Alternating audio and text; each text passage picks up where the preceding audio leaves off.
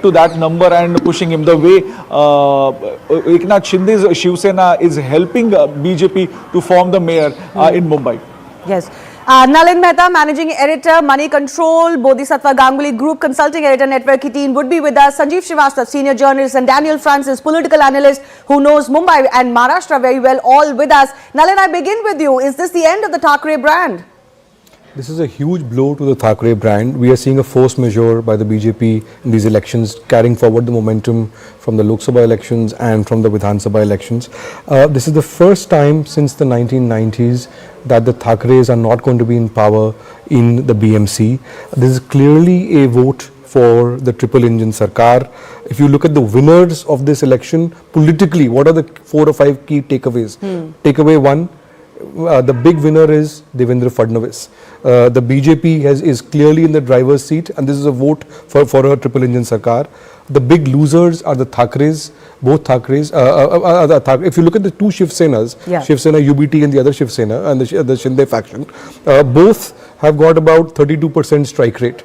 In terms of seats they contested, the strike rate is similar. The Shivsena UBT is doing better, but they are clearly not being able to pull their weight in an arena where they've always been in power for over 3 decades now. The INC, which went solo, is a big loser. Raj Thackeray and this whole idea of this Marathi Manus and all of that thing around that has clearly failed.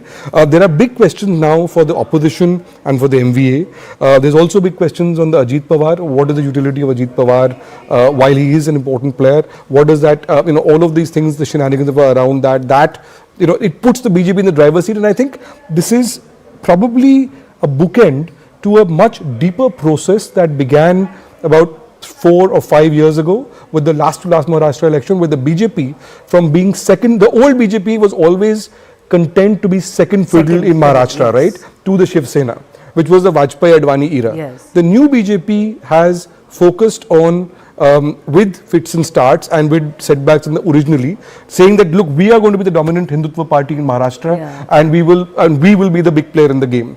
And it all this is a further movement in that process. In that direction. And it all started with that split that happened allegedly because of how the chief ministerial position will be divided between the BJP Sena government. And look what all has happened since then.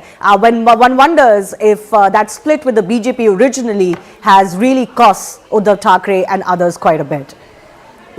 Let's also go across to Bodhisattva Ganguly joining us, Group Consulting Editor, Network 18. How do you read into these results? Could we also say, apart from the setback to Uddhav Thackeray and his brand, the Thackeray brand itself, that this is finally a proof that very aggressive Marathi Manus politics is no longer having that purchase in Mumbai? Yeah, no, I think that's one clear takeaway. I think the biggest takeaway is that it's a victory for Mr. Devendra Fadnavis. I think it clearly establishes himself as the preeminent leader of the BJP in Maharashtra. I mean, you can say there's been no doubt about that for some years. But I think it consolidates his position. He has led this campaign at this is the second round of municipal elections in Maharashtra that was won a couple of weeks back, where also the BJP led Mahayuti, as the NDA is called here. They did very well. I think the victory in Mumbai with 95 wards as the single largest party, which is, I think, these numbers could change. But even if you add the two Shivsenas, although in different alliances, the BJP's numbers are still slightly more than that. So it established himself as the preeminent party and the undisputed leader of the BJP in Maharashtra across and the victory in these large urban areas, not just Mumbai, but also Pune and, what is known as the MMR, the Mumbai Metropolitan Region, which is an engine of economic growth for the country. I think it is extremely important. And I think the voters seem to have opted for a triple engine Sarkar because there are, as you're aware, there are big infrastructure projects going across, being built across this entire area. So yeah, and I think the Marathi Manus factor may have played some role, but I don't think it was enough of a game changer as the Thackeray, as Uddhav and Raj Thackeray may have. What Bodhi is saying. Yes. Shivani, if I may add something to what Bodhi is go saying. Ahead, Nalin. The point that Bodhi is making about Devendra Fadnavis, this also has huge implications for the political economy. One of the big things in India that Devendra Fadnavis has been driving is a upliftment of the infrastructure and a whole bunch of investments and positioning of Maharashtra and getting much more investment and so on.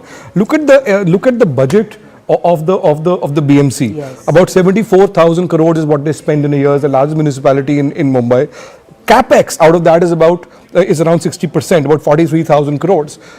Having control of the BMC gives Devendra Fadnavis many more options in terms of the larger developmental play that he's positioning himself for as the Mr. Development of Maharashtra. Absolutely. Anywhere I went in Mumbai, there was one thing that everybody agreed on, that Mumbai needed a lot of infrastructure and it was falling behind for decades. But everybody, regardless of their individual motivations and sidings, credited this government, which is the Mahayuti government, for delivery of those big ticket infrastructure projects.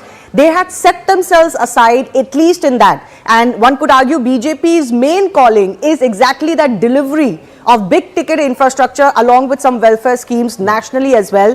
Sanjeev Srivastava, do you think that was just too large a narrative to cut through, even for the cousins coming together or for the Congress fighting solo? See, we have seen time and again, Shivani, that when something is in a roll, it just keeps gathering momentum. That's what is happening with BJP, and the reverse is happening with the opposition. So the opposition, like we were speaking yesterday evening as well, the opposition right now looks discredited and fragmented. And also they don't have that urge or somehow the wherewithal to fight and win. So mentally also they have lost the plot during the course of post-2024 Lok Sabha elections after the string of defeats. So yes, the vote chori issue may be there, ECI partisan may be there, but at the end the result counts till you establish otherwise. So we recently had certain other elections that were actually held on ballot paper. Even in those elections, the BJP did better. So this whole vote chori narrative, it loses its argument after a point. Yeah, Shivani, it really doesn't matter. The vote chori narrative may lose, but the ECI partisan narrative will never really go out of fashion. That will always stay, and it has some legs to stand on. But that's not the issue. I don't think that the BJP is winning because of vote chori or ECI being partisan, even if that was the case. So the opposition somehow has to now get back its act, have a narrative together. There are a few silver linings. I completely agree with whatever Bodhi and Nalin analyzed about Devendra Fadnavis, the infra push, the triple engine, all that is there. I'm just trying to move and see a little beyond that. Sure. So there is some good news, definitely. Whatever one may say, Uddhav has not performed as badly as some of his critics may have wanted him. The Shinde Sena has not performed as well like it did in some of the previous elections. In assembly elections. It was, yes, in assembly elections. So Ajit Pawar, I don't know what options he has now. If the alliance was, suppose, Uddhav Thackeray plus Congress plus NCP, now you can talk about it till kingdom come. No, but is it true? Is it true? If you look at these numbers. No, but Sanjeev, if you look at these numbers, would it still hold true that if all of them had fought together, they would have been able to be victorious? I don't think so. See, Shivani, it is, frankly, you don't know the answer, I don't know the answer. Because what has not happened, it is not just the numbers, it's the chemistry, it's the message, it's the morale. When you are divided house and fighting with so many fragments and segments, these numbers, I think these numbers do some kind of credit to them. I was expecting Uddhav Thackeray, surely. Yes. So the numbers could have been worse. And if they were together, numbers may have been better, may not have been. Okay. Then we could have analyzed it. For analysts, hindsight is the best sight. So we can try and explain anything. Okay. But the issue is we don't know the answer. But BJP on a roll is something that now even a blind person and his uncle can see. Okay. That they are on a winning streak last 1.5 years, and the stain or whatever setback of 2024 Lok Sabha elections is now a distant memory. Nobody is talking about this being a weak government on two crutches, this, that, because string of victories has washed that away. Daniel Francis, two-part question. One, how would the Shivsena-Shinde be looking at these results, given that their strike rate is not very strong? And what is the future of Uddhav Thackeray now?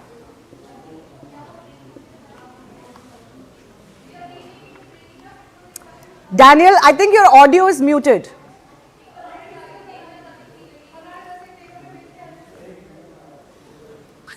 Yes, go ahead. Shivani. There are places in which Shivsena-Shinde faction is an ally of the BJP. For example, in Mumbai, if you see the last assembly election, the BJP had 34% vote share and Mr. Shinde had 20% vote share. I think that 54% is doing the magic even now. And there are places in which Mr. Shinde and BJP have fought against each other. So there are two types of results for Mr. Shinde. One is as an ally of the BJP and second is as a competitor of the BJP. So one has to analyze the competition part. The BJP overall is doing very well in the rest of Maharashtra.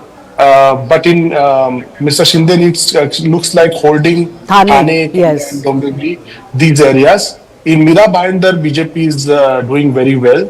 And in Navi Mumbai, which was with the NCP earlier, which is Ganesh Naik, who then switched to BJP, the BJP is doing much better than many other parties. So, there are places in which they have fought and against each other and they have fought together. Together, the alliance still works. The vote, if Mr. Shinde's 20% vote was not there, I don't think the BJP strike rate would have been so good. What about Uddhav Thackeray, Daniel, very quickly? Uddhav Thackeray has a certain vote share, but not enough to, come to power in BMC on his own.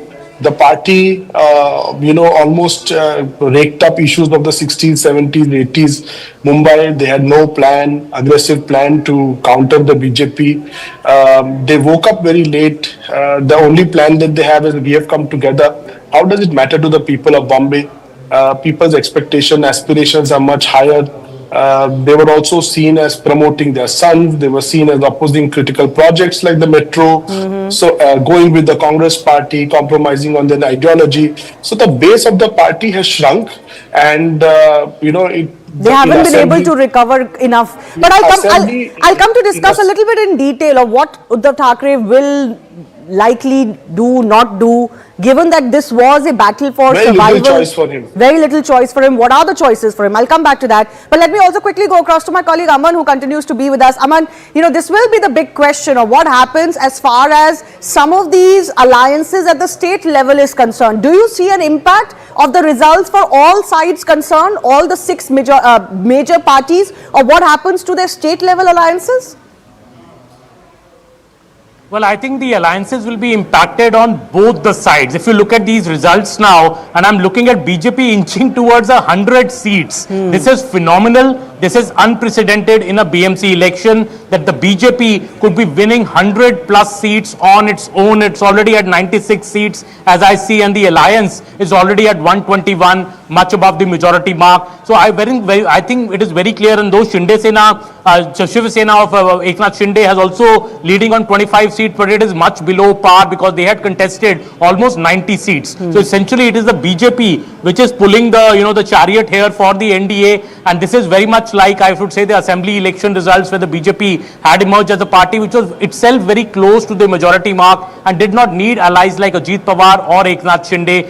That is why we have seen even in this particular election, because Ajit Pawar and Sharad Pawar joined hands in Pune, the continuance of Ajit Pawar in the Mahayuti seems dicey. What will happen after this election remains to be seen. On the other side, we are seeing that it is only Uddhav Thackeray's party which is driving the chariot of the opposition alliance. Out of the 67 seats that they are leading on, as many as 57 are UBT. So clearly the MNS, I would say, hate agenda, polarizing agenda, this anti-Marathi agenda has been thoroughly rejected by the voters. So Uddhav Thackeray will also now have to take a call that should he return to the fold of the Congress party, where at least with the Congress he had the Muslim votes going with him, but with the Raj Thackeray, he's not even getting the Muslim votes. He's not even getting the the Marathi Manus votes which he expected will come together if the two brothers come together. I think the alliance between Uddhav Thackeray and Raj Thackeray has totally failed, and I see Uddhav Thackeray going back to the Congress and reforming that alliance with the Congress going ahead, because Okay. the Congress chose not to be a part of the alliance in the BMC with Uddhav Thackray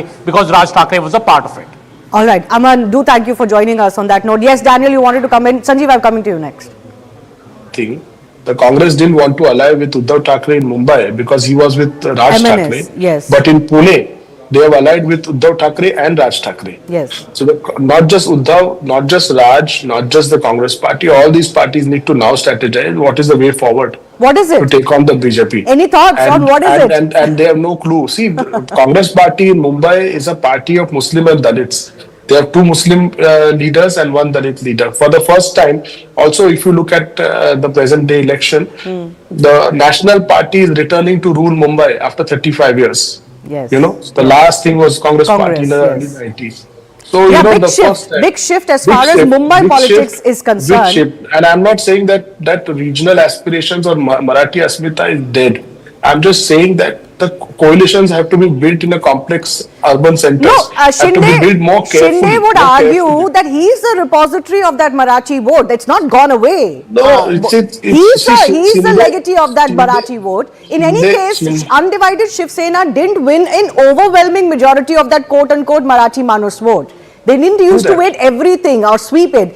But now with the division, Shinde Sena would say, oh, we are the ones that they are reposing faith in, not so much Uddhav of LMNS. Today, Shinde Sena for Mumbai, the narrative is that we are the new Shivsena, and we are the real Shivsena, and people have validated us. Though the Marathi vote is split, and they've successfully split the Marathi vote in favor of the BJP. Can I just Keep that in mind. when I spoke to parties ahead of these elections, I got a sense that the Thackerays plus NCP SP combined, with the Congress not coming with them, they were comfortable with that idea to the extent that they felt if there is a counter non-Marathi vote consolidation, that should not go lock, stock and barrel to the BJP. Congress wanted to attract at least some of that vote so that it doesn't become a counter polarization of the non-Marathi vote and benefiting BJP. And I think in this case, if you look at the results, that hasn't been quite a game changer, Sanjeev, for the Congress. They haven't really, the results don't certainly show that the non-BJP, Shinde Sena, non-Marathi vote has gone to the Congress. Yes, I tend to agree. Maybe that is a point, but there was another point which I wanted to make really was this whole Marathi Manus constituency. Now this Marathi Manus constituency was created by Balasaheb Thackeray in the 60s when he targeted South Indians and Gujaratis and consolidated this Marathi vote bank. So everything changes, Shivani. Now we can't be talking about black and white era in Eastman color times. So now Marathi Manus can we really believe that no Marathi Manus is supporting BJP? So Marathi Manus has also got split into different categories. So nobody can now take a sole proprietorship kind of thing like Uddhav Thackeray or Raj Thackeray may have anticipated or may have wishfully hoped for. But that has also gone the BJP way. The result is clearly showing that not all Marathi Manus will be with Sena. That is now established, and that was established in the assembly election as well. So everything changes, everything is dynamic and evolving. So things change, equations change, constituencies change. So, Bodhisattva Ganguly, this fact that after 35 long years, a national party is leading in the local municipal body of Mumbai. How do you read into this? Because Mumbai is the financial capital, it is a growth engine. BJP has been touting a triple engine, but nationally for India, what do you think it means when there is such an overwhelming vote in favor of the national party here alone? BJP alone is getting a lot of votes. Yeah, so I think, the BJP has been on a roll after the, the Lok Sabha elections of 2024. With victories, the latest being Bihar and now this one. So, so as I said earlier, there are a number of very large infrastructure projects which are being, sort of being implemented across the city. One is, of course, the famous coastal road. Then there is the Navi Mumbai airport, which has just started becoming operational. There is the Mumbai metro, which is a very large, Delhi, the NCR had a metro long ago. But Mumbai's second railway, the first being built, there was an original metro built by the British more than 100 years back. but this metro, which is now rolled out, has made a difference across the city. These are, I think, very large infrastructure projects which are being implemented. And I think, as one of the speakers said, as far as the voters are concerned, I think there is a lack of credibility, in terms of the opposition parties being able to deliver. That is, if they were, in a position of power, would they allow these projects to go ahead, or would they mess it up? Because earlier, the Shivsena had kind of opposed. There was a dispute over where the parking yard of the metro protest, stuff yes. like that. Yeah, the area forest, this thing. Now, what are the merits of that? So there is that anti-development plank which has come to stick with them to some extent. There has also been problems. The bullet train which is being built, which is going to end near Bombay, near Mumbai.